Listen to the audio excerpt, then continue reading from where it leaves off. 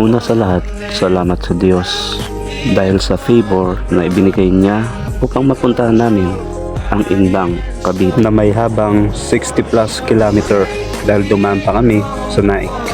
At dito nga ay binabaybay na namin ang domestic road patungong Pilyar, Paranaque. At dahil nga hindi pa nag-uwian ng mga bakasyonista ay sinamantala namin ang linis ng daan patungong Naik.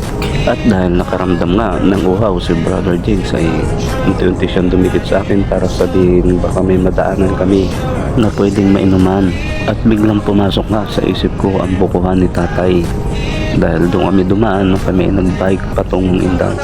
At dito nga ay nakita ko ang uhaw ni Brother Jigs dahil sa pagbukas pala ng buko at sabik na siyang higupin ang sabaw nito. At pagkaubos nga ng sabaw ay agad niya na itong pinabiak at nagtanong kung may kutsara si kapatid. At hindi na rin nagdalawang isip si Buko Boy at ginawa niya nga ng kutsara si Brother Jigs na kung kaya't kami rin ay nag-order na rin.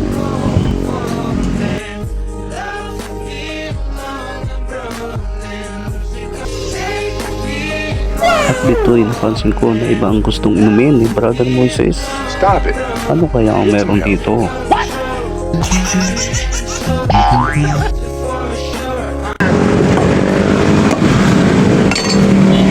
At nang mapawi ang aming uhaw, kami ay nagpatuloy sa paglalakbay. Kami nakarating na nga sa exact location dito sa Indang. At muli salamat po Panginoon sa inyong paggabay sa amin. Target!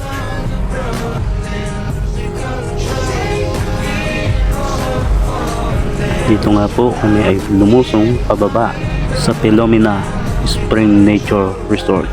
At sa pagkakala namin kami lang ang tao ay nagkamali pala kami ng hinala. At ano nga ba ang meron sa loob nito kung bakit lagi itong dinadagsa ng napakaraming tao? At dito nga ay napatanong sa akin si Brother Chester.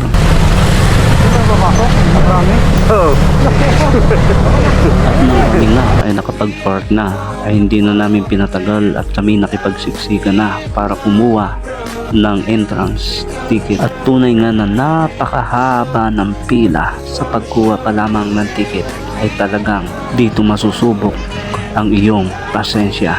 At ang kagandahan nga lang dito sa Philomena Resort, kapag PWD ka, hindi ka na kailangan magpakahirap sa pila. At sa loob nga ng mahigit isang oras na paghihintay, kami nga ay nakakuha na rin ng ticket. Thank you Lord.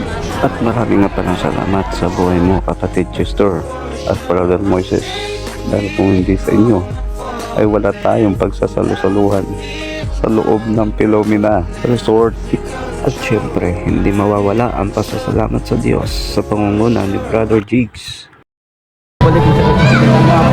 Walang yaya mo dyan nasa harap ko at enjoy namin Lord ang lugar nito hanggang sa aming pabalik. We thank you, we bless you.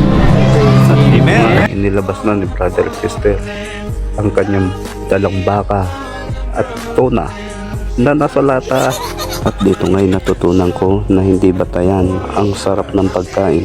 Ang mahalaga ay kontento ka, dahil pag kontento ka, masaya ka sa iyong ginagawa at alam mo kung paano palagahan ang pagpapalang nanggagaling sa itaas. At dito'y hindi na kailangan ngang ipaliwanag dahil kitang-kita na ang ebidensya.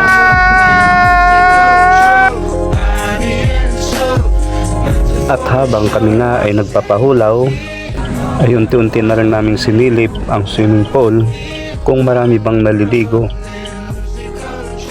At dito nga'y nadaanan namin ang humahalimuyak na usok ng inihaw na talong tilapia at inihaw na manok.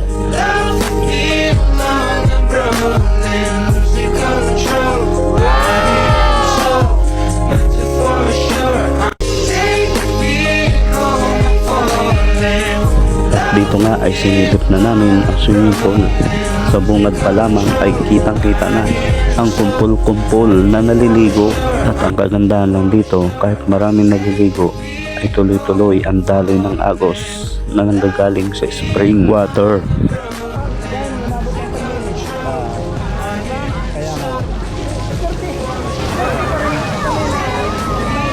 At dito ngay enjoy si Brother Moses at si Brother Jigs.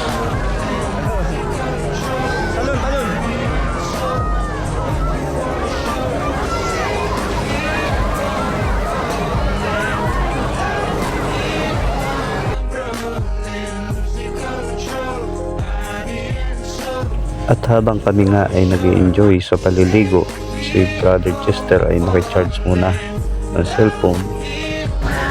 At dito nga ay nakilala niya si Brother Will. At ang inaasahan niya na 20 katao ay walang nakarating kahit isa. Nakakalungkot man na sa dami ng dala nilang handa ay walang nakadalo kahit isa. Nandito na kami.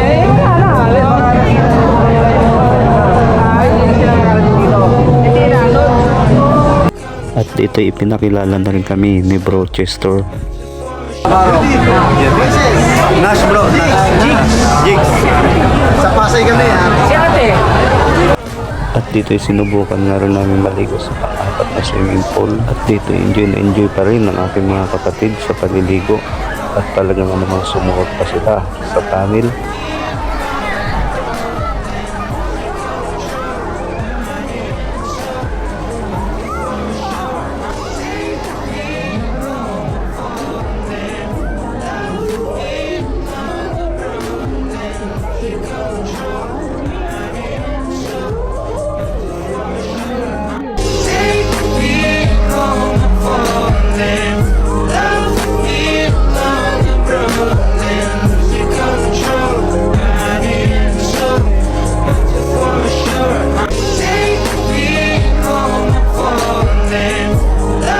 At dahil nga sa dami ng dumayo ay talagang halos punong-puno ang apat na swimming pool ng Philomena Spring Nature Resort.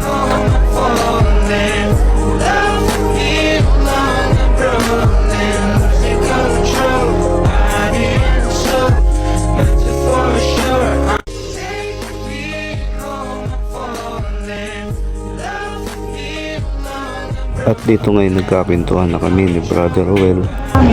Nasa munisipyo ng trabaho. Dito talaga ang buhay.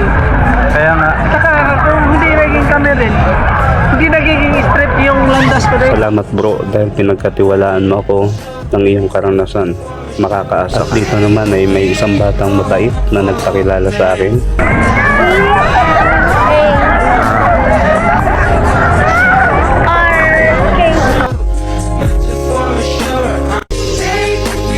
God bless you anak. At dito ngayon umahon na kami at dumiretso na rin kami upang magtanlaw.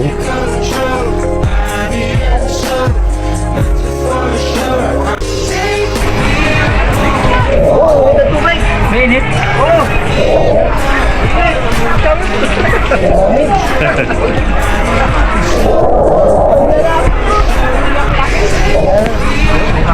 Shout out na pala dyan kay Patrick Esquila. Madang magandang hapon. Kapatid. At dito nga pinakain na kami ni Brother Will. At tunay nga na na-bless ako sa sinabi niya. Blessing yan, huwag yung tagyan. Thank you Lord. At talagang mapapa-thank you Lord ko na lang talaga. Lalo nang sinabi niya na ang blessing ay huwag tanggihan. At kung kasama man ito Lord sa purpose mo kung bakit kami napunta dito ay maraming salamat Lord. Dahil alam namin na alam nyo ang lahat at walang aksidente sa iyo Panginoon. At sobrang natouch nga kami sa iyo Bro Will. Pagpalain kayo ng Panginoon. Salamat. At least makita mo. Healthy food yan. Ito, tara. Right. At tunay nga na wala kaming masabi sa iyong pag-aasikaso sa amin kapatid. Saludo kami sa iyo Brother Will. Wala man kaming mayambag sa iyo sa ngayon. Ngunit ang dalangin namin ay mas lalo ka pang pagpalain 10 ng iyong butihing pamilya. At kung loobin man ni Lord na makadalo kami sa invitation mo, maraming salamat. At hanggang sa muli, God bless you.